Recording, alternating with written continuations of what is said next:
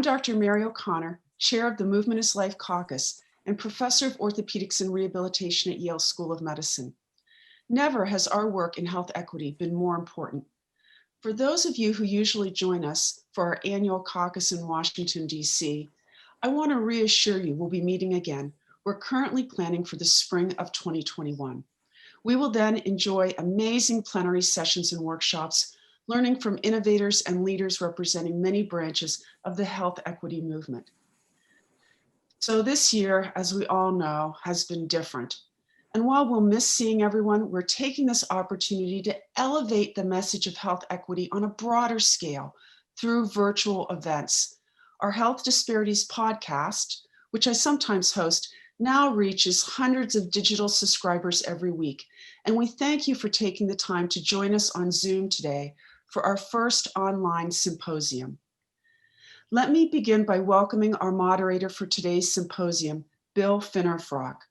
Over the past couple of years, Bill has worked with the late and great Congressman John Lewis and his team to put forward the Equality in Medicare and Medicaid Treatment Act, designed to improve provisions in the Affordable Care Act related to aspects of value-based care that could potentially widen health disparities. We're excited to share that other congressional leaders may introduce this critical legislation, so watch for that in 2021. Bill is Executive Director of the National Association of Rural Health Clinics, the president and longstanding advisor to Movement is Life. I'll join you again a bit later for the panel discussion.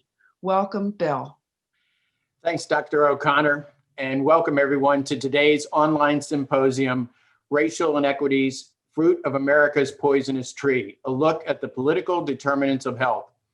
As Dr. O'Connor mentioned, our keynote speaker today is Daniel Dawes, a powerful voice in the health equity movement, as well as his directorship at the Satcher Institute at Morehouse School of Medicine. Daniel is an associate professor of complex health systems at the Nova Southeastern University in Florida. And he sits on numerous boards and advises both national and international organizations on health policy. His most recent book, The Political Determinants of Health, explores the long political history behind racial inequities and the key role politicians play in our healthcare lives. The book clearly and effectively articulates the missed opportunities in our nation's history when many of the problems we struggle with today could have been addressed. It is a must read for anyone interested in understanding why healthcare inequality is distributed in our country. The Political Determinants of Health points out that when it comes to healthcare, the government, whether it's federal, state, or local, plays a central role in all of our lives. Elected officials determine who can provide healthcare, how healthcare is paid for, how much of health or how little is paid for, what medications can be sold over the counter, what drugs require a prescription, and on and on and on. And this doesn't even begin to cover the myriad of decisions politicians make about the social determinants of health. During his talk today, Daniel will take an in-depth look at the importance of political determinants of health as a key force shaping both the social determinants of health and also health policy, and explains how long-standing systemic racism has become embedded in our healthcare structure. Following Daniel's talk, we'll introduce our panel who will talk with Daniel and dig more deeply into some of the issues and topics and themes that he's going to raise today. Daniel, welcome, and thank you for being with us today. We look forward to your talk on the fruit of America's poisonous tree, a look at the political determinants of health. Well, thank you so much, Bill, for that very warm introduction, and good afternoon to everyone on the East Coast. Good morning to those joining us on the West Coast.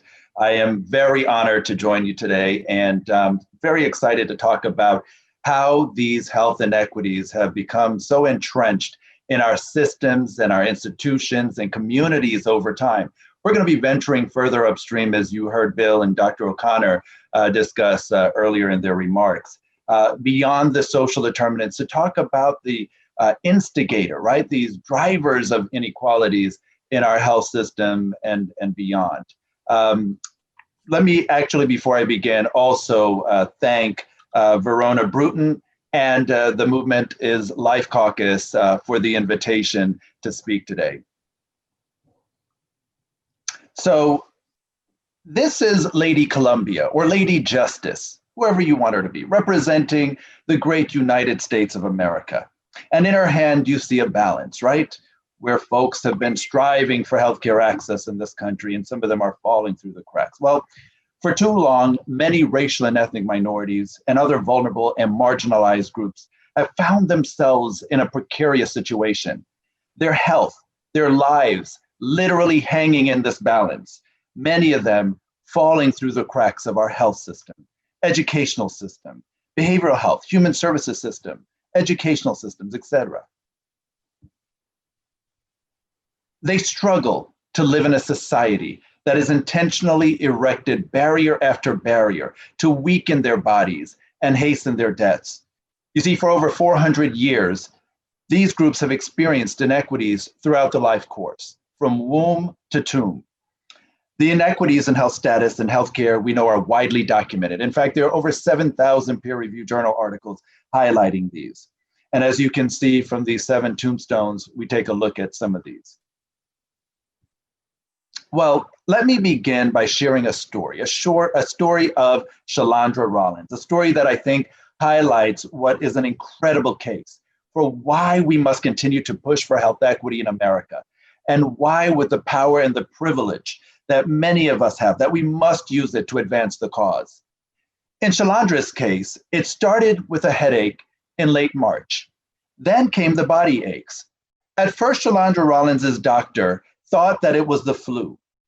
By April 7, 3 days after she was finally diagnosed with COVID-19, the 38-year-old teaching assistant, who had 2 years earlier managed to beat the odds, having lacked health insurance at times during her adulthood, working in low-paying jobs, experiencing limited access to care, working hard to get that associate's degree, told her mom that she was feeling winded.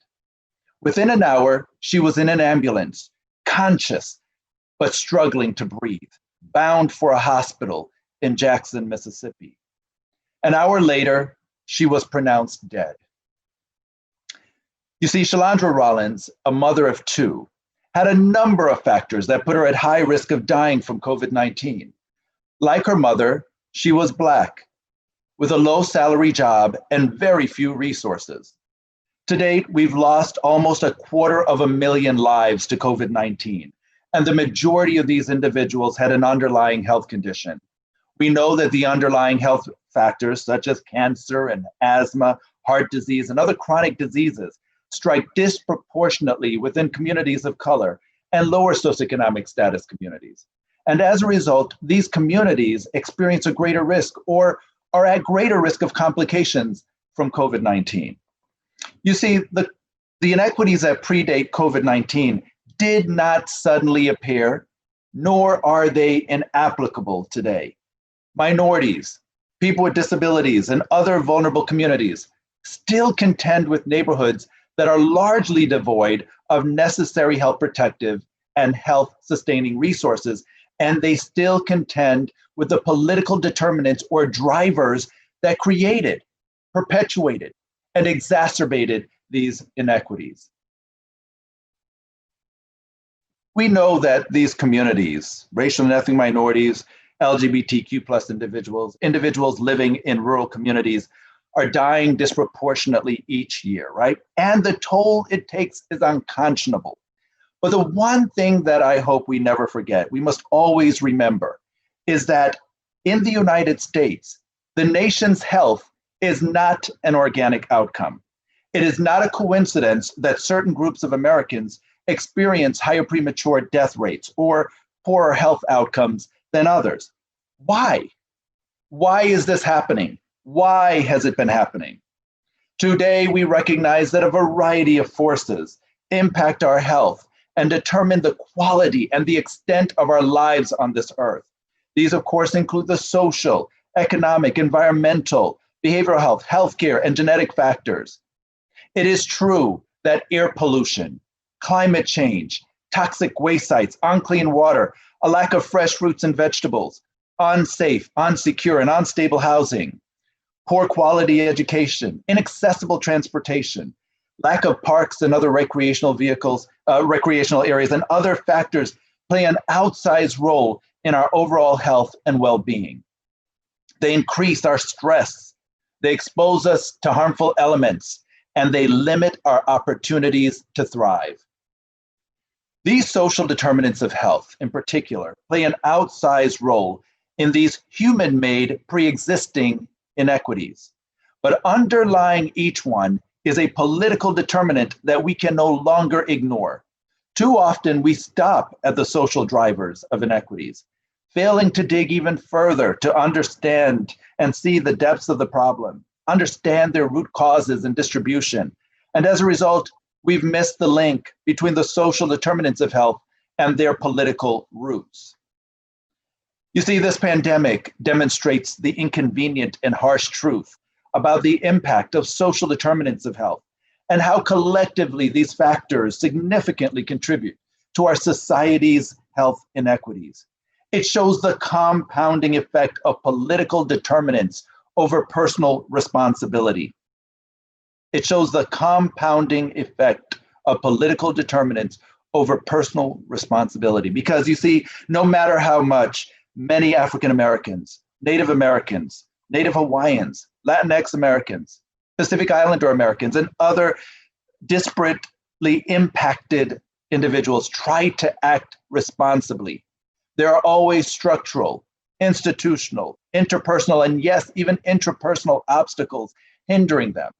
Beneath these communities' notice are political determinants that have pulled and continue to pull strings that prevent them from achieving their optimal health and full potential. And so, is it any wonder why COVID has not been striking all equally? No, because our economic and social policies have not been benefiting all equally. Think about the political determinants. Who's getting tested? Who's getting access to healthcare and the quality of care, right? Education, access even to the internet, access to simple things as water and food are all politically determined. You see, Shalondra's story, in effect, highlights how one political determinant after another resulted in a continual tightening of a chokehold on her community and the eventual disaster that brought to light the inequities plaguing it. High obesity rates, diabetes, maternal mortality, depression, and many other health issues can be firmly linked back to political action or inaction. By understanding the political determinants of health, their origins, their impact, and the interconnection with the social determinants of health, we will be better equipped to develop and implement actionable solutions to close the health gap. What Shalondra's story shows us, in effect, is that behind virtually every health disparity and subsequent death, especially during this time of COVID-19, there were specific and insidious political determinants of health that led to the person's premature death. For a moment, I want to paint a picture of the tree of health for you. Initially, you may notice on your screen this tree, the fruit on the tree, the individuals, or even the tombstones surrounding this tree. But actually, this picture is far more representative of what our society currently has to offer some of its most vulnerable people. The tree represents society. You see, there have always been co-laborers in this movement, in the fight for health equity. And I know many of you, in fact, have been co-laborers who have tended to the tree. We have worked tirelessly to feed the tree the evidence-based policies, programs, and practices with the hope that the tree would provide fruit that would benefit all of society. However, the reality is that there have been others who've been working overtime to supply the tree with that which would do it harm. These are the roots that are undergirded by racism, classism, sexism, and other deleterious motives. From the bottom of the tree's base, all the way up and through to the ends of its branches, what is supplied to the tree is eventually multiplied by the tree. So now, due to the root causes of inequities, the fruit represents higher rates of diabetes, inaccessible, safe, and secure housing, a lack of nutritious food, and any other number of those outcomes that we know as the social determinants of health. And as that poisonous and sometimes rotted fruit falls to the ground, the tree that had the potential to provide life-giving nourishment to all who encountered it now only leaves death and destruction in its shadow from one generation to the next. But all is not lost. There is still hope. Now I want you to imagine what could and should have been. You see, the roots of the tree, which anchors the tree, is supposed to absorb nutrients from the soil. Those represent the political determinants of health. And the detrimental factors that the tree's roots were absorbing include racism, sexism, classism, ableism, and many other evils. Every political and policy decision that is made feeds into the tree, yielding fruit which permeates throughout our entire society. But if the tree of health is rooted in health equity, the end result is a society that is cared for, nourished, and capable of achieving its full potential. Shalondra's story is not just a truly tragic story. It is a reminder that her death was not only preventable, but downright avoidable, if only she had been fed by a tree of health that bore life-sustaining fruit. So this begs the question, how did we get here? Why did Shalondra have to die prematurely? Well, we know that inequality gets under our skin, and it leads to accelerated aging or biological weathering, as Dr. Arlene Geronimus at the University of Michigan has coined. And it increases our rates of chronic diseases, as other researchers like David Williams at Harvard have identified, right? Destroying the social and the economic fabric of our communities. So today, I want us to think about it this way. Think about a block of concrete and a constant drip of water hitting that concrete, right? At first, we don't notice the impact that this drip of water is having on the concrete, but over time, you can see the effects. It chips away, it wears away at the concrete. That's essentially what is happening in many people's bodies, right? In many Black and brown bodies today. If you looked at the ends of their DNA at the telomeres, you will see that, for instance, in a 40-year-old Black man versus a 40-year-old white man, that the aging looks to be that of a 60-year-old man. Very striking. And what epigenetic researchers have identified is this intergenerational trauma that has accrued over time. So we've talked very quickly about the social determinants of health, these structural conditions in which we are born, in which we live, we are raised in, we work and get educated in, et cetera, right? But we must ask ourselves, how did those structural conditions be in the first place? How did they get to be in the first place, right? So I want to take us back over 400 years. We're going to look at big P policy and little p policy, governmental policy, and of course, non-governmental policy or private policy. So let me start in the 1600s, and many of us are quite aware that Massachusetts was the first colony that legalized slavery, and other colonies followed suit, right? And as if that weren't enough to keep down Black slaves, the decision was made by policymakers to enact additional policies that would restrict enslaved people and indigenous people from being able to address their social needs, their social determinants of health, from restricting their ability to do so. We saw after the legalization of slavery, again, the proliferation of laws that were intended to prohibit Black and indigenous populations from raising their own food, from earning their own money, from learning to read and write, especially English, from being educated. They were also prohibited from going, in many cases, beyond a 1 mile radius, right, off the plantation. And many of them had to either carry lanterns if they wanted to travel at night, or they had to get passes in order to move about beyond that 1 mile radius. The list goes on.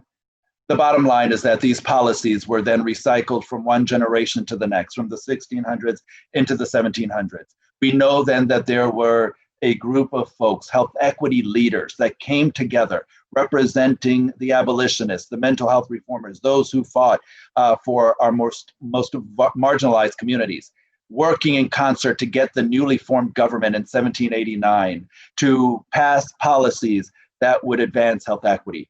Again, we'll go into that in more detail. We know it would then take several decades before they were able to realize some success. But as we know, racism doesn't sleep. And the opponents of health equity succeeded in undermining those health equity focused attempts. Well, we know then that Jim Crow reared its ugly head in the 1800s, the mid to late 1800s. And as a result, again, we saw additional policies, those recycled pretty much from the past, but then additional policies and restrictions enacted to prohibit individuals from addressing their social determinants of health. Now, in terms of current events, let's think about this. For those of you all over the United States, whether you live on the East Coast, if you're in Miami or Atlanta, Baltimore, New York, Boston, or in the Midwest in Chicago, Detroit, Omaha, or on the West Coast, for those of you who have ever traveled into Black communities, you may have noticed a major highway cutting right through these neighborhoods. You may have noticed parking lots that abut these communities, right, where houses and apartments once stood. You may have also noticed bus depots, again, being placed in these communities.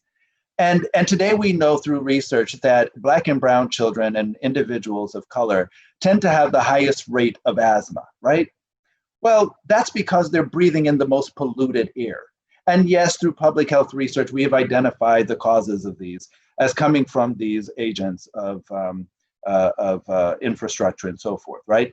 And we must then ask ourselves, how did those infrastructure get there in the first place? Why is it that 6 of the 7 bus depots in Manhattan were located in Harlem, predominantly Black community? Why is it that these highways were built cutting right through? It's not that these neighborhoods were built around this infrastructure. Oh no, they were there to begin with, and the decision was made by policymakers once they enacted a policy to place the infrastructure there. As a result, we know then afterwards that there was an attempt after Jim Crow by the FDR administration, after we had gotten through a major world war, to create a law called the Homeowners Loan Corporation Act. This law essentially sent out over 200 property appraisers working in concert with state and local policymakers to go into the neighborhoods of these cities and to grade them on an A, B, C, or D scale and align them with a color code. Green being the most desirable, and of course, red being hazardous is how they identified them. And if you had to venture a guess, what do you think these red communities were consisting primarily of? Of course, African-American populations. And of course, in some cases, poor whites, but the majority were poor Blacks. And the yellow or C-graded neighborhoods were actually the undesirable immigrant communities. So these were your Mexican and Cuban, Irish, German, Italian, and Jewish communities, essentially. Those were deemed undesirable or declining communities. Well, what happened now, once these reports were finalized, they were aggregated and then sent back to Washington, D.C., to the federal government, where the feds made a decision to deny these neighborhoods in red and in some cases, yellow communities, deny them FHA and VA loans, right? These mortgage loans. And they essentially starved these communities further of the resources that they needed to thrive. Well, we know then that the commercial interests, these commercial banks, these grocery chain operators, healthcare entities, and so forth, followed suit, right? The argument was, well, if the federal government isn't going to invest in these communities, why would we ever take a chance, right? That would be a poor return on our investment. And so where a lot of folks think that it's the commercial banks that really led the redlining charge, no, it was the federal government through other state policymakers that led that way. And so today we see the impact that these policies have had on racial and ethnic minorities. We know that research has shown a direct link to aggressive breast cancer prevalence in African-American women. They have the most deadly form of breast cancer, triple negative breast cancer, again, owing to the issues of structural racism. We have seen the effects today of these past policies and present policies in the form of a poverty tax on these communities, right? In higher payments for auto insurance, mortgage loan payments, in lower property appraisals.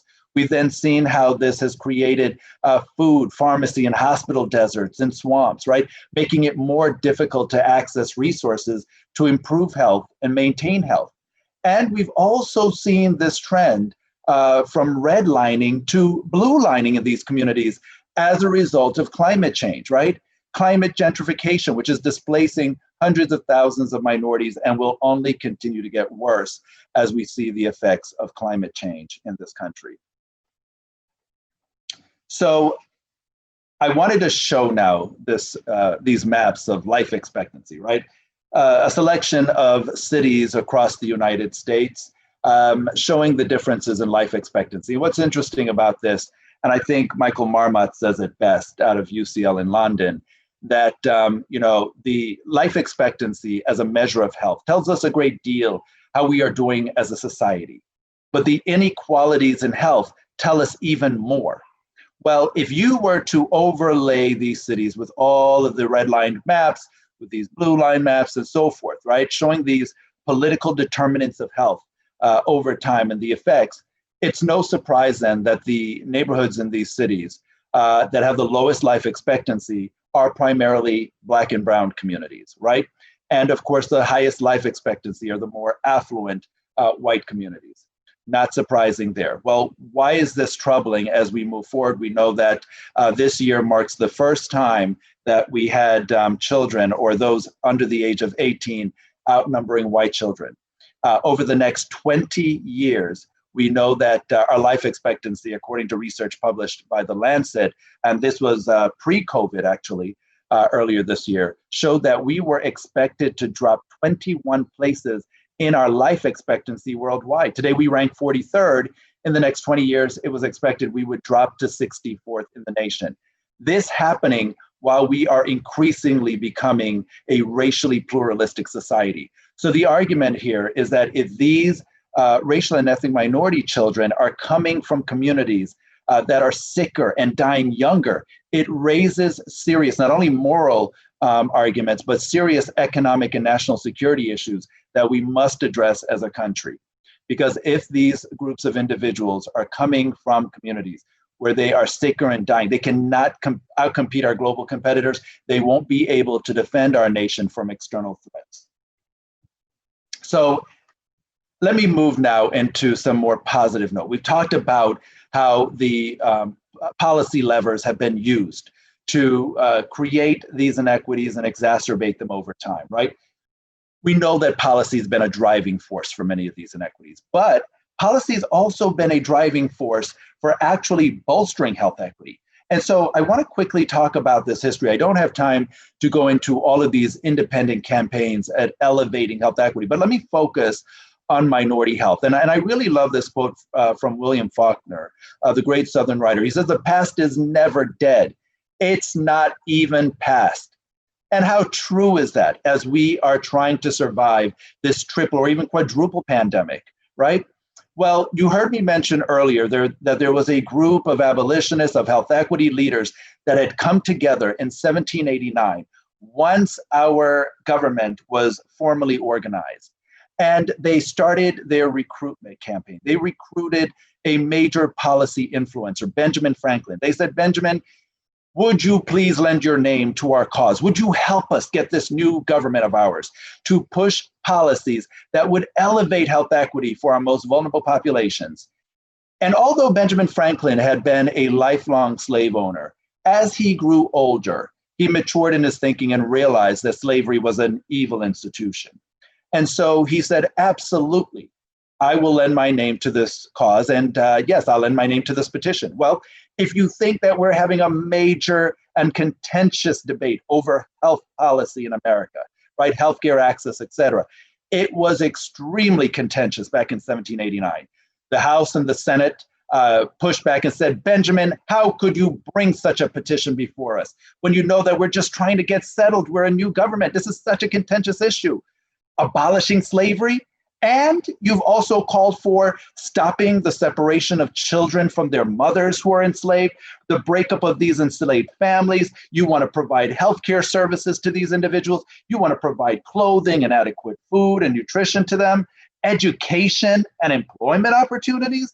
Whoa, you're going too far. Well, the Senate decided to ignore him. They would not respond formally, but the House said they couldn't let him get away with it.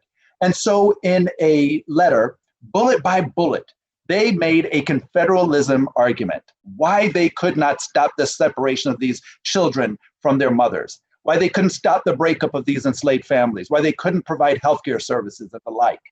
And they basically made a confederalism argument saying that, well, it's not the role of the federal government. The Constitution doesn't give us that right to provide for the general welfare of these people, which we know is not true. It's interesting when we have wars and other crises, how quickly that argument gets pushed out the door. But I digress. So they made that argument saying that the states are closest to the people and they know what's best for their residents. And so we're going to leave that up to them, essentially. It would take 75 years later in order to realize some progress there, because right after that letter was received by Benjamin Franklin, 3 weeks later, he passed away before he could respond. And that was the first time in our nation's history when the light of health equity had dimmed in health policy.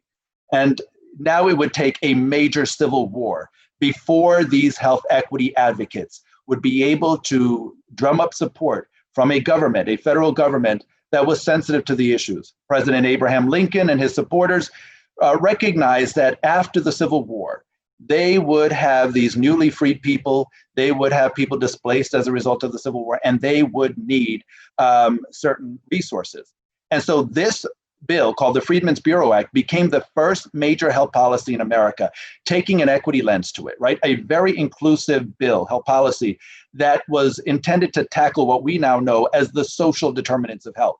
And so all of those priorities that Benjamin Franklin and abolitionists had been pushing in 1789 and 1790, they now came back and they were able to successfully get this in a bill. But there was one provision that was extremely contentious. So yes, these folks were okay, policymakers were okay with giving now education to these newly free people. They were okay with giving even security because they knew these slave owners would not protect and actually harm them in effect, these newly free people. They knew that they had to provide employment opportunities. They would have to give them clothing and food, at least in the short term. But there was one provision, medical care, that was so contentious that President Lincoln, in the spirit of compromise, said, fine, after 2 years of negotiation, I will agree to leave that provision out. We can strike it and let me sign this bill into law. So they did that. He picked it up, signed it, and then, as history tells us, 4 weeks later, President Lincoln was assassinated. Well, his supporters, not wanting to squander a crisis, thought, well, up on second reading of this law, the Freedmen's Bureau Act, we believe that it actually authorizes us to afford these newly freed people and poor whites who were displaced as a result of the Civil War, primarily in the South. It authorizes us to provide healthcare services to them. And so they went about creating freedmen's hospitals and clinics all around the country to service them. But again, as you know, racism does not sleep. People of ill will, then and even now, continue to work diligently, assiduously, to undermine that law. And on the 7th anniversary of the Freedmen's Bureau Act, they finally succeeded in overturning the program that was critical in increasing access. It would then take us 150 years after that to realize another comprehensive health policy, taking an equity lens to it, the Affordable Care Act. And I'm happy to go into that law. I included 62 provisions directly addressing health inequities in the United States. But for the sake of time, let me bring this home now. We've been so distracted by the legislative and the executive branches that I think, there's been this great sleeper with the US Supreme Court. And so I want to spend a few moments highlighting some issues here relative to health inequities. You see, there was a period under President Abraham Lincoln when we saw the introduction, the passage, and the implementation of the nation's first and most comprehensive civil rights legislation, right? And of course, the Freedmen's Bureau Act and other great and progressive policies. But there was a Supreme Court at that time who were very much sympathetic to the plight of the southern states. Many of them were slave owners themselves, and they denied the existence of inequities that were tied to a state decree. But over time, the evidence was too overwhelming for subsequent courts, Supreme Courts, to deny the existence of vestiges of past segregation. Today, we have a Supreme Court in very recent cases that have been recycling this argument, right? That vestiges of past segregation by state decree do remain in our society. Past wrongs committed by the state and in its name are a stubborn fact of history. And stubborn facts of history, yes, they linger and persist. But, they argue, though we cannot escape our history, neither must we overstate its consequences in fixing legal responsibilities. Think about that for a moment. What is that saying? Well, let me tell you why this is alarming, for at least 3 reasons. First, the court fails to take into account the evidence from a broad spectrum of research in public health, medicine, science, nursing, etc., demonstrating the lasting impact that these vestiges of slavery, segregation, and subsequent unjustified discrimination have on population groups. Second, the court statement has a rippling effect into other case law at all levels, right? Setting a precedent for other policies that are commissioned by other governmental bodies. And third, the court's been arbitrarily determining the point at which these vestiges of legally sanctioned discrimination cease to significantly impact certain communities, essentially arguing that after a certain time, it doesn't matter anymore.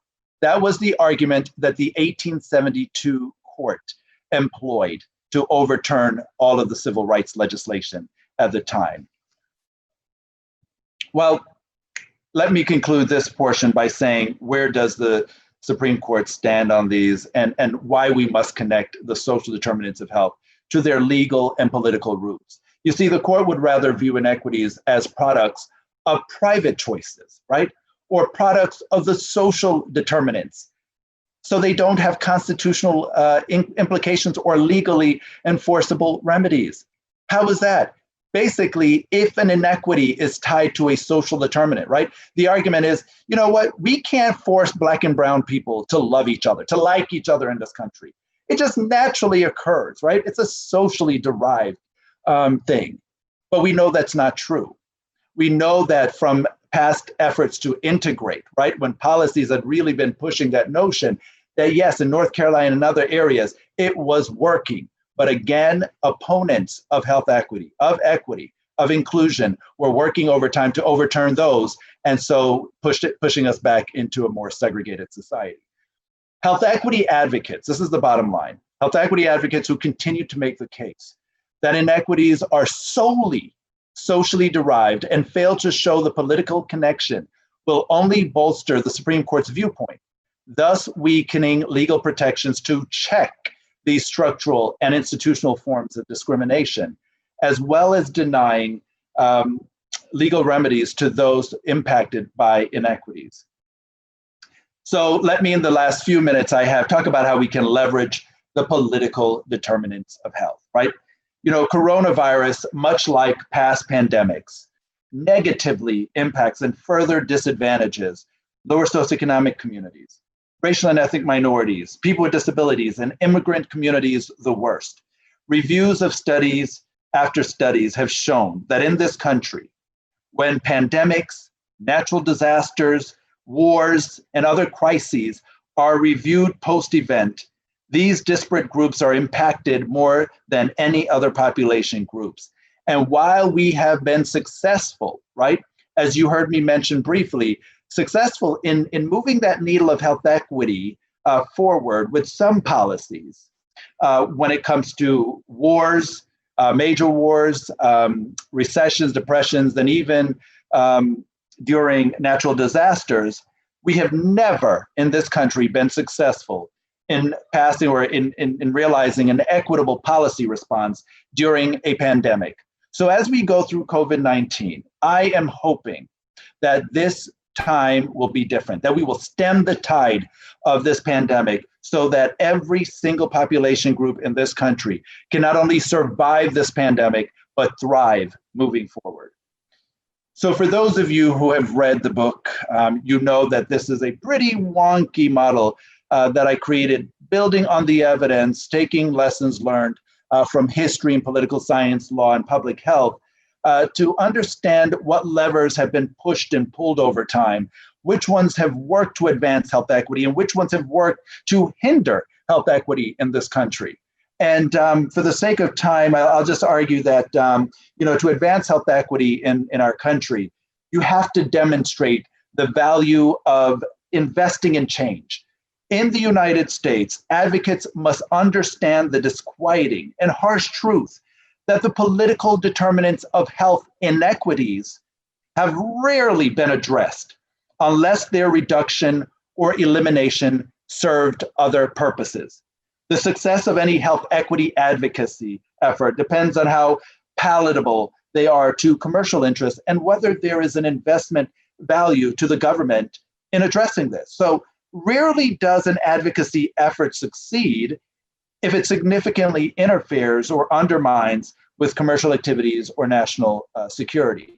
So the argument is those policy attempts, right, that have aligned their policy arguments with an economic argument and a national security argument are usually the ones that have succeeded.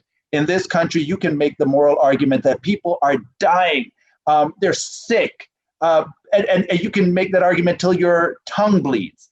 But at the federal government, that has never resonated.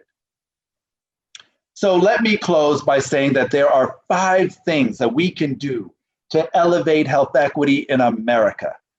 I think the good news is that the structural barriers and the resulting inequities that we have either seen or experienced in our country are not permanent, but it will take greater action. It's going to take collective agreement from individuals committed to stomping out health inequities, to formulate and execute the strategies, the policies, the programs to overcome them. Unless we do these things, we will make little progress in keeping the social determinants in check. So first, we have to engage in tough conversations around race, place, and class, and advocate for a full commitment to tackling health inequities upstream in all areas. We have to work upstream to address the social and political determinants of health inequities, understanding when they are at play. We must research the history of our communities. You see, we're such a transient community, and it's so easy as we move from city to city or town to town, right, community to community, to make judgments about the people living there. Why can't they pull themselves up by their bootstrap, right? But we have to address the past policies and programs at all levels, right? Local, state, federal, and even internationally, that created, perpetuated, and exacerbated inequities. Remembering that in policy, exclusion has always been easier to realize than inclusion. We also have to strengthen our networks and engagement with the community, realizing that the people closest to the pain should be the ones leading the solutions, right? We become so complacent over time. We must do better in bolstering community engagement and leadership. And then I want to leave you with this thought that, we must also understand that health equity begins and ends with the political determinants of health. As I close, I want to leave you with this thought because I do believe that health inequities and health injustices will persist like they have for generations in America, unless we seriously tackle the root causes or the upstream factors, notably the political determinants of health. And so in order to do that, we need, as Dr. David Satcher, my dear friend and mentor, our former Surgeon General and founder of the Satcher Health Leadership Institute, has oftentimes reminded me, especially today, we need leaders who care enough, know enough. They've studied these determinants of health, right? And these drivers of inequities. They have the courage to do enough, knowing that this is an advocacy campaign that is not for the faint of heart. It's going to take a lot of effort, and who will persevere until the job is done. I want to thank each of you for the privilege of your time. And again, I want to thank the Movement is Life Caucus for allowing me to present today. Thank you all so much. Well, thank you, Daniel, and for your remarks today. We're going to open it up for questions at the end, but from the audience, but we've already gotten quite a few. But before we do that, we wanted to have some dialogue with our panel today. And so I'd like to bring them back. First, Dr. Mary O'Connor has rejoined us, and her passion for health equity is self-evident, and we all appreciate her leadership of the Movement is Life Caucus.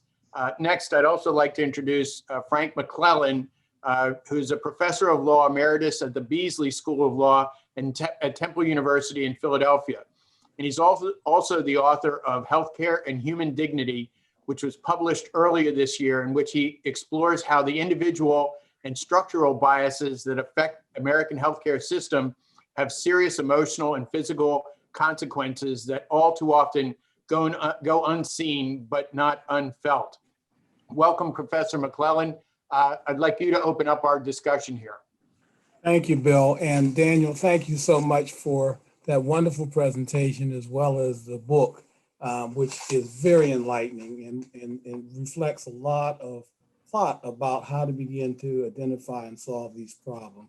So I'm going to start the panel discussion by throwing out some of my thoughts and concerns. And I'll tell the audience that my friend Bill Finerfrock said earlier, as we were planning this, that's all we need is 2 lawyers telling us how to develop a healthcare system. But we're going to try to prove him wrong and say that we do have something to say. That's right. That's right. So the fruit of the poisonous tree that Daniel's describing, working for as a metaphor, I think is very useful, particularly if we recognize one of the most potent poisons that's put into the tree is racism. And if you follow what's going on now and look at the political determinants in the context of the Affordable Care Act, I think we can illustrate some of that concern. So let's just basically, since we have a varied audience, just quickly review the basic ways in which people get health insurance coverage today. Medicare covers 18% of the population. Millions of people get their insurance as seniors, 57 million people for Medicare. Now, I'm starting with Medicare because much of the debate that has gone before when we had the Affordable Care Act had to do with, should we try to get Medicare for all? And I suspect that that issue is going to come up again. And in fact, if you remember the hilarious town hall where one of the senior citizens, I think in Tennessee, went into the town hall and said, keep your government hands off of my Medicare, which was kind of funny because it is a government program. And so what it demonstrated was that he was happy with what was his program. He just had this abstract notion that government involvement is something that's bad. So when the Affordable Care Act was passed, it left that Medicare intact. Medicaid is the program that deals with people who have low income. And this is a very important issue, I think, for us to discuss, because with Medicare, it's a state federal program. And the question is, how do we get the states to extend coverage and provide more access to care for poor people? The statute was set up in a way that it provided a carrot. And the carrot was, we will offer you money, states, in order for you to cover more people. So instead of 100% of poverty, go up to 138% of poverty. And it also said that if you don't, we're not going to give you any more Medicaid money.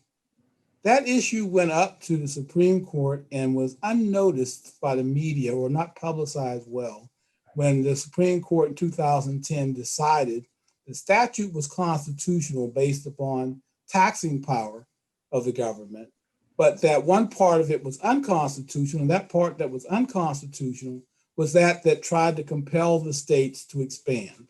That's very important because now what we have is a situation where poor people in certain categories don't get insurance under any federal program and probably can't afford to get it under exchanges, which is the other component, or the employment, which is the other component. Okay, so having the authority to decide what to do at that point, look at this map. And it's almost, when it first came out, when you looked in 2010 about who had decided to expand, you could almost just put the southern states, the past slaveholding states, on the map and then say, these are not going to expand. We've been looking at maps for the election, right? Let's fill them in right here. These are the ones that decided not to adopt and expand Medicare. So the question before them, and I look at this as I talk about in my book from the point of view of human dignity. You are a representative, you are a citizen in a state, and the question is, will you accept federal government money in order to provide more access to care? And you vote no. And I'm scratching my head and saying, why? I mean, what? So, okay, so cost then becomes an issue in many people. And in the book, Dying of Whiteness, where the author went around interviewing people who continued to oppose Obamacare, notwithstanding these subsidies from the government, he concluded that costs were being used as a proxy to cover up racism. In the interview, he calls the book Dying of Whiteness because he says that many of the people he interviewed were losing coverage, but they were still willing to vote against it and to pressure the representatives because it was more important to them to have that privilege of whiteness. So I just Googled Alabama, okay? And Alabama, it says, estimates that 235,000 to 324,000 people would gain access to Medicaid coverage under the Affordable Care Act if they just expanded. But they refused to do that. So now we have a challenge in the US Supreme Court to the entire statute. Okay, and this challenge is brought by some citizens in Texas and also joined in by attorney generals from these states in orange. And I'm asking myself the question again, scratching my head. If you don't want to have it in your state that you extend the coverage, why are you trying to take it away from the rest of us? They're trying to support a claim that the entire statute is unconstitutional because Congress deliberately took away or provided for no penalty for the taxing power, which the Supreme Court said was the justification for it. But looking at it from an ethical, moral, and humane point of view, I'm asking myself, why would you be expending resources trying to take away coverage in Pennsylvania, coverage in New York for citizens who are poor because you don't want it? I suggest that we need to begin to continue to look for federal options because we've gone through history where this fallback on states' rights and the abandonment of poor and Black people occurs every time we start making progress. If you read Slavery by Another Name, you see what happened after Reconstruction. If you read Warmth of Other Suns, you see how people had to abandon or move from the South. If you read now the new book by Wilkerson on caste, you see how this thing just continues to go. So what I'm doing first now in terms of this panel discussion is saying, how do we begin to provide coverage to people who are poor and from political determinants? They're not a constituency that weighs in heavily. And I've thought a lot about, in 1995, Lonnie Guinier wrote a book called The Tyranny of the Majority. And she cost her a nomination for the Justice Department civil rights leader under the Clinton administration because people said she didn't believe in democracy. What she was saying was, how do you continue, let's at least look at, is it fair representation if you're locked into a political jurisdiction where you're always going to be a minority or likely to be a minority, and you're always voted against. Your interests, as you perceive them, are always voted against. Don't we have to look at some other things? So Daniel, I'm going to start with you, and I know Bill and Dr. O'Connor will have some thoughts about this. How do we move forward in a way, and adding one note, we learned in 1965 that with Medicare, that if we used the power of the purse, we could desegregate hospitals. That's right. There's a book written by David Smith called The Power to Cure, where he documents within 1 year of passing Medicare. And they went around to these hospitals in the South that would not allow Black people on their staffs, would not allow patients. They said, you want our money? You better desegregate. And with 1 year, they managed the desegregation of hospital facilities. So Daniel, I know you're still active in the political process. Where do we go from here in order to get a national kind of coverage? Well, let me just say, Professor McClellan, you are always a deep thinker, and I appreciate that question. It's a very complex question, and I'm going to try my best to answer it. But I think you really hit some points about, the fact that if you go back from the very beginning, we just need to go to 1790. And you heard me talk about how contentious that provision of medical care has been, right? How contentious even within the 1865 law that President Lincoln signed, how they had to strike it from the and then you come to, or let's go to Medicaid, as you mentioned, right? We know just from the maps that you showed that when Medicare and Medicaid was enacted into law, that these same states that you showed on the map today that have failed to expand Medicaid, they were the ones that took long to actually come and establish their own programs. They were kicking and screaming, I don't want to do this, but the money became too enticing, right? They couldn't afford not to. I thought, surely, after the ACA had passed, once the Supreme Court had made its decision, of course, they made it optional to expand Medicaid. But I thought surely that was going to be enough to still entice them with 3 years of funding, and then, go down to 95% federal funding and then 90 and stop there. But still, it wasn't enough. They dug their heels in so deeply that they couldn't push back. In terms of how we move forward, I am a huge proponent that in this country, we are a capitalistic country. And the only way that we've ever been able to realize these equity-focused policies is, again, when we have aligned them with these commercial interests, right? So Martin Luther King Jr. recognized that, spoken Ambassador Andrew Young, right? And John Lewis before he passed. And they all recognized that even in the civil rights movement, that they needed to bring in the business community. That in order to show that this was a costly issue, right? Because racism is costly, segregation is costly from a business perspective. Once they got the business community on board and they had that power behind them, they were then able to push the argument further, right? So yeah, you can make the moral argument, and I'm sorry, but yes, people feel badly when they saw some of those videos, but it wasn't until the intervention of these commercial interests that really push that over the finish line. It's the same thing with all of these past policies, right? Whether they're mental health reforms or minority health reforms or even universal health reforms, you always had it tight. And we had to do the same thing with the Affordable Care Act to get even that most inclusive and equitable law over the finish line, because we did such, right? In that case, we took lessons from 1946 after we had come out of World War II. And then what they recognized was that young people from 17 to 24, 20% of young people were unfit for military service. 40% of the young people who had made it into the military were actually leaving, right, in droves because they were sick and they weren't able to serve. And then 60% of the hospital beds back then were being occupied by these folks, right? Again, with mental illnesses and other health issues. So when we were working on the Affordable Care Act, we said, let's take lessons from that. There are a group of admirals and generals, right, highly respected across the political arena, who got together and said, we've got to do a study because we see trends again, right?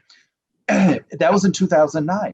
So from 1946 to 2009, 75% of young people from 17 to 24 now, according to the study, were deemed unfit to serve in the military.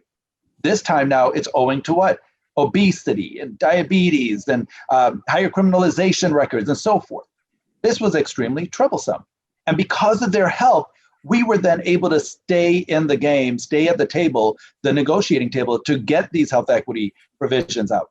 So I say all this to say, I do believe that if we leverage the commercial interests, right, we get them behind, I think we stand a better chance to get this over the finish line. And I could talk about, from the local level all the way to the federal level, how that succeeded. But I do think that is a powerful lever to use moving this agenda forward. So I wanted to turn the conversation a little bit, picking up on some of the themes that Frank touched on. We're about to see a change in the administration, and that's likely going to lead to a change in the direction of health policy in this country. When we think about the political determinants of health and the things that you talk about in your book, we often think about them at the congressional and the presidential level in that context of politics. But one of the things that we're seeing, and this comes about as a result of our work with Congressman Lewis, is that there are decisions made at lower levels of the political process that significantly impact on the availability of healthcare. How we pay providers, who gets paid, how we design those payment models.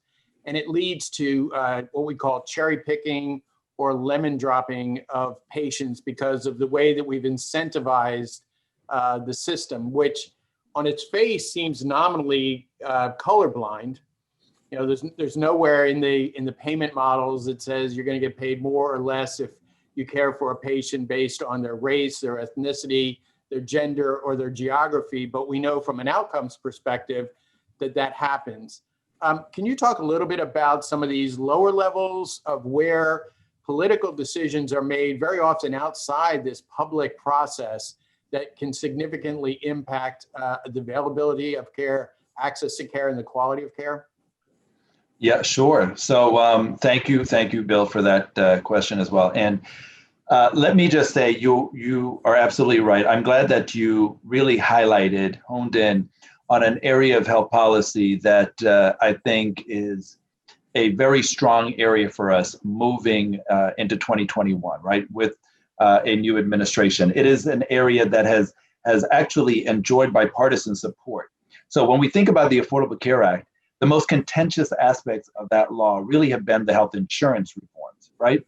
But the delivery and payment system reforms have actually enjoyed widespread bipartisan support. And I do think that's an area that is ripe for us to push aggressively and probably easier than many other reforms. So why do I say that?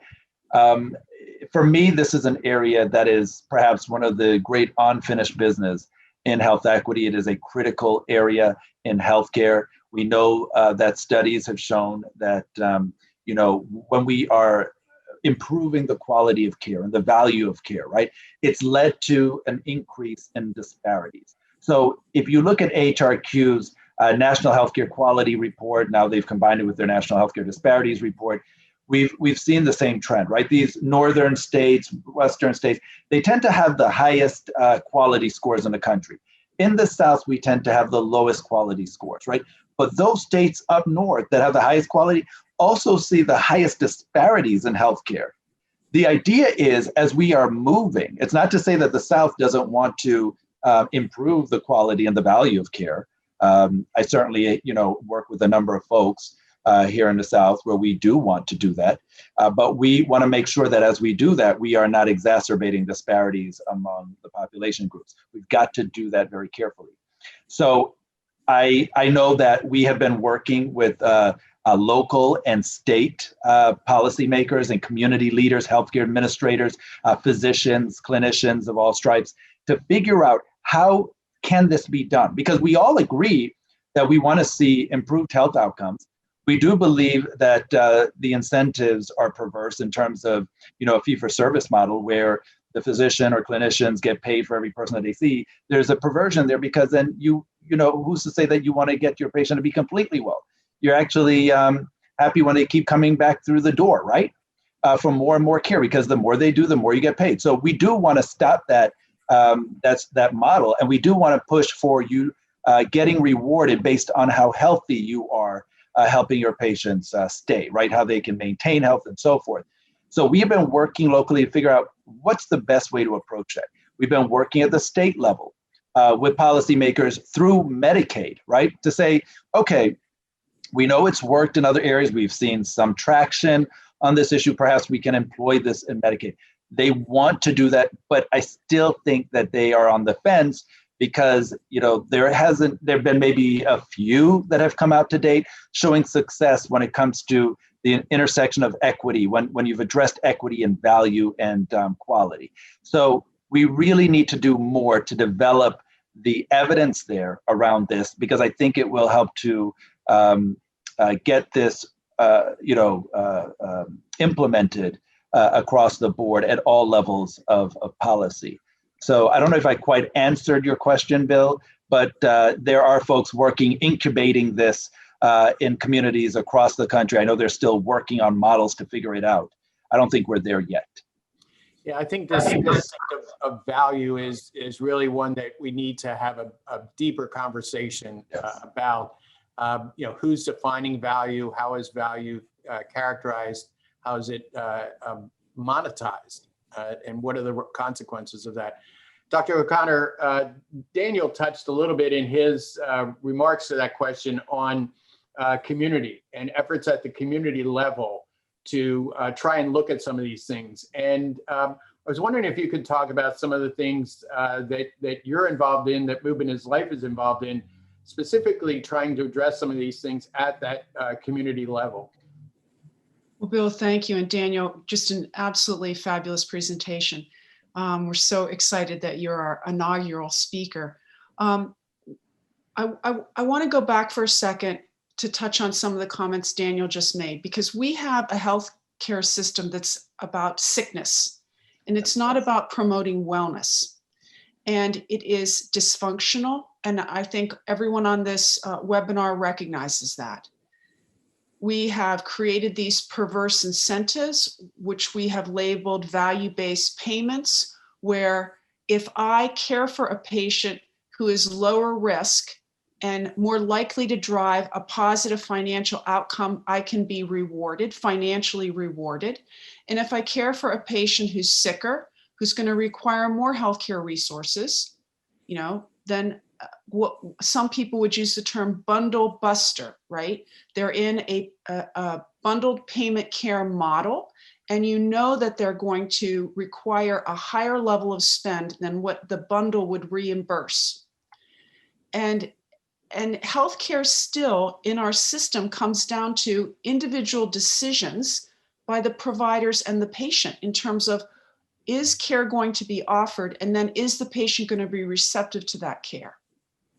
So in my own journey in thinking about how we need to get from here to there, I keep seeing huge opportunity for us to move wellness promotion into communities, because the current system has so dramatically failed at improving wellness. And if we can improve wellness, we can make those patients be lower risk. Now, I'm not saying that the healthcare system doesn't need to improve in that area as well, but we have to seize every opportunity that we can to move towards better health equity.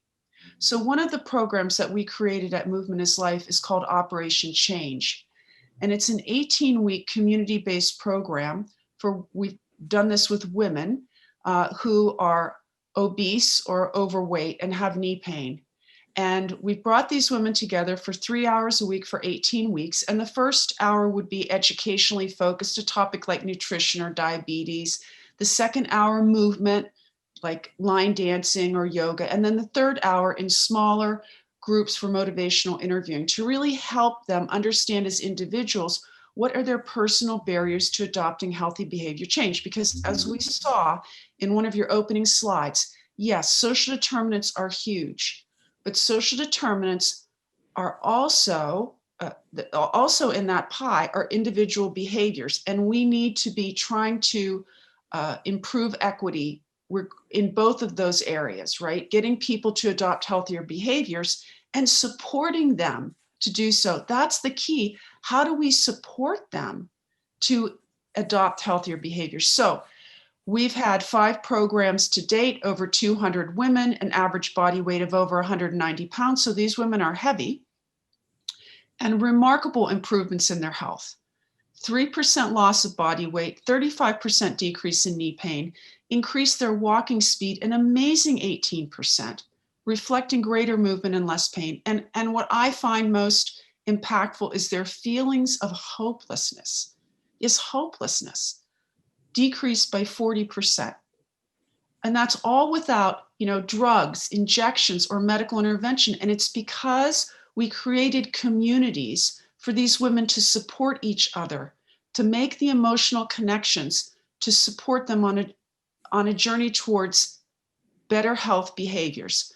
Now, when we look at that and say, how can we create policies that will promote these kind of community programs with a focus on supporting the individual to adopt healthier behaviors? And then, of course, we still have to combine that with improving the care delivery system, right? Because even if that person becomes healthier, but they still do not have access to care, and access to care is still very real. I know that we have increased insurance coverage of individuals, but in many areas, there are specialist physicians who will not see patients with Medicaid. And so access to care remains a problem for these individuals. And what happens, because I see them all the time, I see patients who did not receive timely intervention for their joint pain and now have a very complex surgical problem that a couple years ago could have been very straightforward. And so they're disadvantaged, it's more complex, and it shows that another fundamental truth that we've known for a long time, that the most expensive treatment is no treatment. So when we pull back in the economic argument, which I completely agree with you, when we align commercial and economics, we can drive the change. And when we start to understand how not providing care is actually going to cost us more money in the long run, then I think we can get broader support for these changes that we need. So Daniel, I gave you a lot to comment on. I was going to say, Mary, I don't even know if there's anything else I can add, but just to say that ditto all that you said. And I will just add that as you were talking, I was thinking back on, many of the provisions in the ACA that were striving to do that which you just talked about, right, in terms of bolstering behavioral health. And it was interesting to see early on how quickly opponents of the ACA, really centered on those provisions, right? We know that in when it comes to public health, when it comes to behavioral health, 3 cents of every dollar is spent on these, and yet these chronic diseases that we are burdened with, right? The majority of them, in fact, they said at least 70% of them, maybe 3/4 of them, are preventable. And so why aren't we investing then in those programs? And, there are programs like the Community Transformation Grant Initiative, right? That was in the ACA, a host of others that dealt with diabetes and cancer and others that were prevented from being funded after the second year, right? So interestingly enough, you always see there is an attempt legislatively to focus on that aspect, but for whatever reason, folks do not see the return on investment, right? That not covering this early on can be even more disruptive later on and more costly to us later on. And so we need to work, I think, to help them understand, to change that mindset. I know there were issues with us, scoring these preventative services provisions, public health provisions in the ACA past the 10-year mark because, it would take a little bit longer to realize some of the benefits. And unfortunately, CBO doesn't necessarily use that scoring mechanism. But you are absolutely right. Until we have changed that mindset, I'm afraid that we are going to continue to see the status quo in this respect. I was going to say we've got a lot of questions that are coming in from the audience, and I'd like to throw a couple of those out there, and then we can come back to Frank and Dr. O'Connor perhaps. But from Bob Like, we got a question: in our highly polarized society, how can we engage in safe, brave, inclusive, and mutually respectful dialogue to help create transpartisan, I don't know that I've heard that word before, transpartisan solutions to the political, socioeconomic, and environmental determinants of health? Basically, what lessons, what message can folks take away from here that's actionable, that, to try and accomplish some of the things we've talked about? Well, Bill, I'll make a comment on that. And as horrible as this pandemic has been, one of the things that I hope we've learned from it is that we are all in this together. And affluent people cannot be protected, so to speak, or shielded from less affluent people who would be at higher risk of contracting the virus because of where they live or the work that they do. And so I'm hopeful that we're going to come out of this horrible pandemic that we're all experiencing and understand that we are all connected. And again, that's really more of a moral argument about how we need to improve equity in this country. But at the end of the day, it can come back, you can draw it back into economics as well. Essential workers, we need essential workers, whether those are healthcare workers or people in a factory. And so at least I try to look at what we're experiencing now and saying, is there something positive that can come of it? And I'm hopeful our interconnectedness will become more evident to people, and we can shift the dialogue to a more meaningful and productive conversation regarding health equity. And if I could add to that too, I just, again, ditto everything that Dr. O'Connor stated. I also think it is about finding that common ground, right? In many respects, what I have found is that even in the state of Georgia, when I am working with folks who may be in opposition to what I am, originally saying, but when I think about, okay, what matters to you? And perhaps if I come at this angle of public safety, right, then I can widen the door enough, right, for us to have that conversation so you're not turned off. And then we can start talking, about the actual policies and how we can frame this. So I think it's finding, what matters to your opponent, if you want to use that word, and figuring out how you might be able to build on that or create some synergy there. So I would just offer that as something that's worked for me. Next up, this is I think it's really interesting, and maybe, I don't know if all of you want to comment on it, but this is from Jalen. And Jalen asks, what recommendations do you have for minority professionals working in the South in organizations that have yet to acknowledge or speak to their past roles in creating policies that exacerbated health inequities for Black and Brown communities? I mean, it's one thing to say, okay, we recognize that these things are there, but do you have thoughts on how people can engage with their employers, with organizations, about having this conversation to say, what are we going to do to acknowledge what's gone on in the past, but more importantly, what are we going to do? How do you start that conversation? Yeah, I'll offer some, of my thoughts on that. And it's that you have to get engaged in these associations, in these organizations, many of which have wielded the power, right? And have been the ones who have been maintaining the status quo. They're averse to change. We can talk about the American Medical Association. We can talk about other medical societies, nursing associations, and so forth, who've been part of the problem. And I do think that, it is so important. And I hope many of these many clinicians who are listening today understand that, when the white coats talk, our society inherently listens to them. You have such incredible power and privilege. And I am an advocate for many health equity champions who are clinicians for getting active in their associations, right?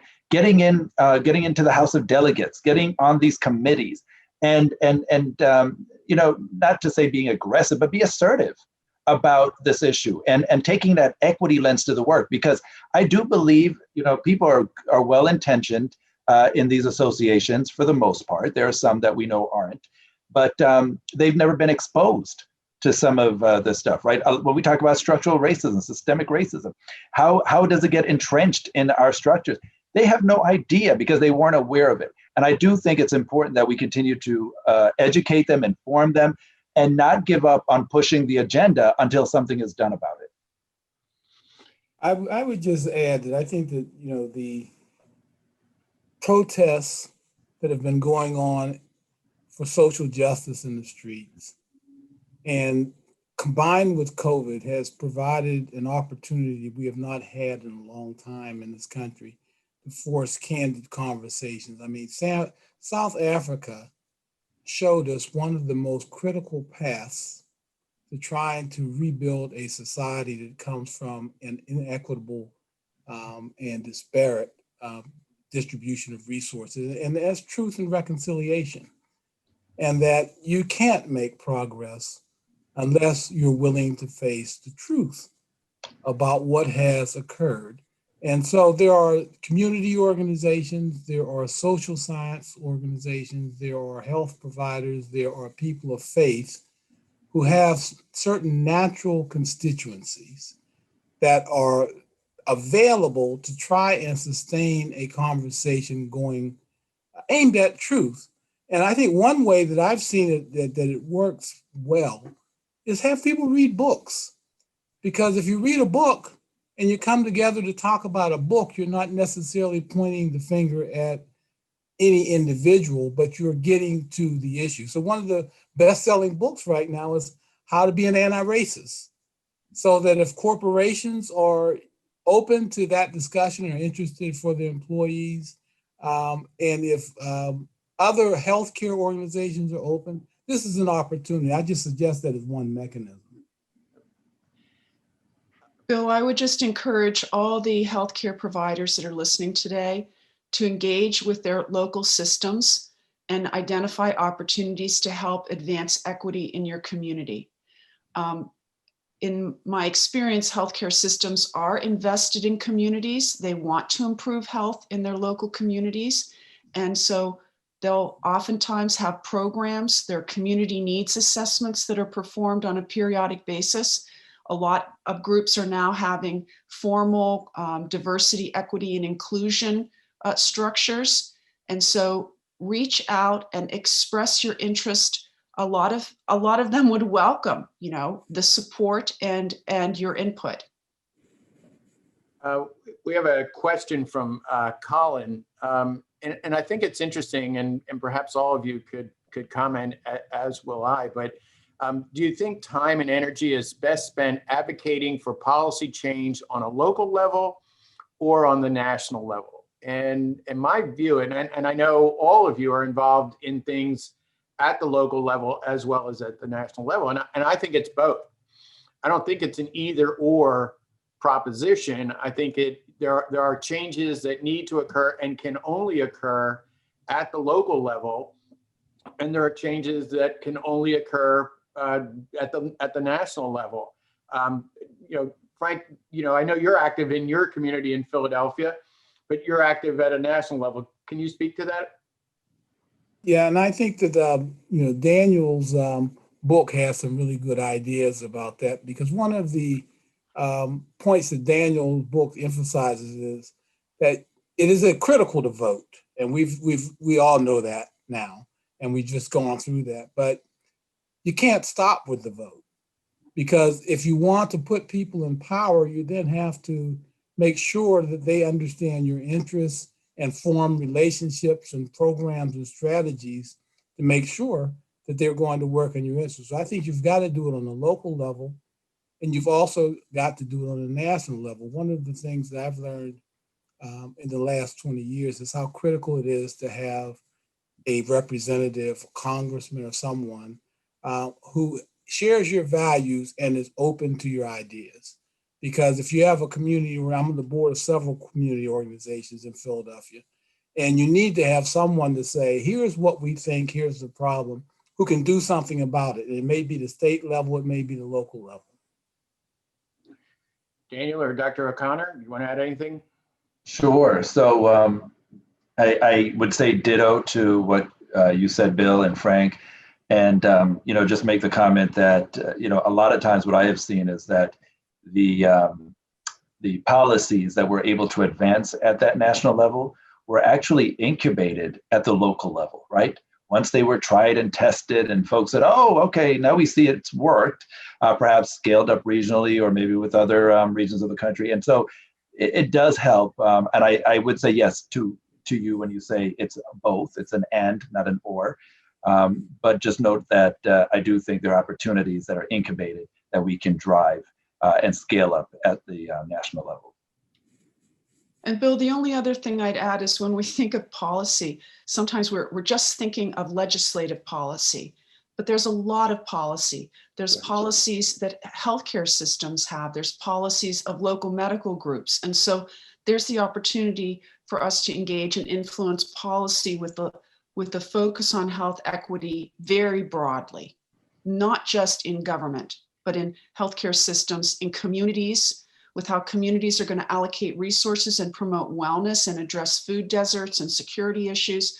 So very broad. And yes, policy matters at multiple levels. So this will be our last question from the audience, and then I'll ask each of you perhaps to make some just closing observations. And this one comes from somebody I and several of you know, Dr. James Wood. He says, recently, several urban and rural communities have lost critical healthcare facilities. What strategies are available to address these current losses and make sure populations are protected? So, Frank, I know in Philadelphia, Hahnemann Hospital recently closed. I do, as was mentioned, I do a lot of work in rural communities. We've seen a significant closure of rural hospitals and also rural health clinics. What, are there strategies, are there ideas, are there suggestions on what can be done besides just simply wringing our hands about, oh, well, what happened? And, are there things that we could do to perhaps prevent that from continuing to happen? If anybody want to jump in, or I can call on you. I'm going to leave that for Daniel to start. I'm actually gathering together a panel now to talk about the hospital closures in Philadelphia, and particularly Hahnemann and ramifications. But I'm trying to get some experts of people who've actually been involved in that process. Daniel, you have any thoughts? Yeah, I'll just maybe comment on what has happened in Georgia, where we've lost about 7 hospitals, right? Primarily in our rural areas. One was in a suburban area near Atlanta. And we've been struggling because we have refused to expand Medicaid, as you know, which would have helped to stop that bleeding with these hospitals. There are a lot of folks who have had to forego access to healthcare. And the idea that we've been pushing is perhaps a hub and spokes model, right? Trying to think about perhaps an acute hospital, how we can create satellites then into these areas, leveraging telemedicine perhaps then, since that concrete structure has closed, perhaps we can expand broadband access into these areas, working with the companies to do that. So it's a very complicated issue, as you know, but those are some of the things that we're trying to get our hands Dr. around. O'Connor, did you want to contribute anything? Bill, I'm reminded of a quote from one of the Hahnemann physicians when they were closing Hahnemann. And he wrote a piece that was published in one of the local Philadelphia papers. And he talked about how health hospitals are essential services, and that we need to think of hospitals just like we do police and fire departments in terms of public safety. And how could you ever imagine that you would not have access to police or a fire department? I mean, I can't. And so if we think of hospitals and access to healthcare in the same way, these are true public safety issues. And never has that become more evident in this horrible pandemic, with access to healthcare and hospitals being critical in terms of patient survival. So I think that reframing our viewpoint on healthcare facilities and access to them as a critical issue of public health and public safety, just like we think of fire departments and police, will help us move towards better policy decisions. Yeah, I want to reiterate or pick up on a point that Daniel referenced. And I think as part of this, we have to rethink the types of facilities, the types of services, because you're right, Dr. O'Connor, making sure that healthcare is available in a community is critically important in the same way as fire and police. But it may not involve a hospital in the way that we have historically defined a hospital. Maybe it's some smaller entity. Maybe it's a 24-hour EMS. It's but we were in this kind of almost binary. You had hospitals and you had doctors, and that was it. And we need to kind of break down those barriers and think more creatively about how we're going to deliver, and we can scale it to the size of the community or the need of the community in order to ensure that healthcare is there, but perhaps through a different mechanism. Bill, We've about run out of time, and I just wanted to go around and see if anybody wanted to make any closing remarks, and then we'll finish up. I would just say that we've talked a lot about healthcare, and as one of my colleagues, Scott Burris at the Temple Law School, reminds me, the biggest influences on our health are not necessarily the healthcare, but the decisions we're making politically and otherwise that affect socioeconomic. And I know Daniel knows that's one of the issues, one of the chapters I found most interesting in his book was his discussion of the Flint, Michigan decision about water. So that even though this has been focused on healthcare itself, I just want to make sure that the audience knows that we understand the real solutions and problems are much broader. Dr. O'Connor? well, I just want to thank everyone for joining us today, and to thank Daniel and you, Bill and Frank. I've really enjoyed this, and I want to invite everyone to join us for our second and third online symposia that we will be having in January and then early in the year. And of course, we will have our Movement is Life caucus, our live event we're planning in the spring, probably May of 2021. So we will be sending out more information as we firm up those plans. So we would welcome your feedback. So please send us comments. You can send them to me directly. Here's my email address, mary.o'connor, OCONNOR, @yale.edu, YALE, yale.edu. We'd love feedback. What did you like? What would you want to have heard more of? And thank you. We'll let Daniel close. Daniel, any closing comments? I was going to say, Dr. O'Connor, that was a great closing, but I too just want to thank, thank all of you. It has been an honor to join you, Professor McClellan, of course, Bill Finerfrock, and Dr. Mary O'Connor. An honor to join you all and to have this discussion. I too have had, I've learned a lot personally from you all. And I just want to add that I think, Frank's point about racism is one that I hope we don't forget today. It is a great point about how all of this is undergirded by racism. And then, to Mary's point about reframing our viewpoint on health inequities and their causes, I think is absolutely critical if we are going to move that needle of health equity forward. So again, thank you all. Thanks to Movement is Life Caucus for hosting this, and of course, Verona Bruton and the team. Thank you, everyone, and thank you to our audience for participating in today's webinar. We look forward to your participation at future events. Thank you.